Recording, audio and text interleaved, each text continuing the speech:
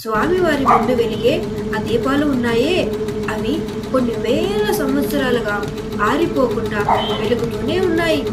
ఆశ్చర్యకరమైన విషయం ఏంటంటే ఆ దీపాలను ఎవరు వెలిగించారు, ఎప్పుడు వెలిగించారు అనేది ఎవరికీ తెలియదు. తరతరాలుగా అవి అలా నిరంతరం వెలుగుతూనే ఉండడం ఒక దైవిక అద్భుతం. సాధారణంగా ఏదైనా రాతి విగ్రహానికి పచ్చకర్పూరం పూస్తే ఆ రసాయన చర్య వల్ల కొన్నాళ్లకు ఆ రాయి పగుళ్ళు ఇస్తుంది. కానీ తిరుమల శ్రీవారి విగ్రహానికి ప్రతిరోజు పచ్చకర్పూరం పూస్తారు. అయితే సరే, ఆ విగ్రహం చెక్కు చెదరకుండా మరింత మెరుస్తూ ఉండడం చూసి సైంటిస్టులే ఆశ్చర్యపోతున్నారు. మరి ఆ విగ్రహం ఏ శిలతో తయారైందో ఎవరికీ అర్థం కావడం లేదు. తిరుమల కొండలు ఎప్పుడూ చల్లగా 3000 అడుగుల ఎత్తులో ఉంటాయి.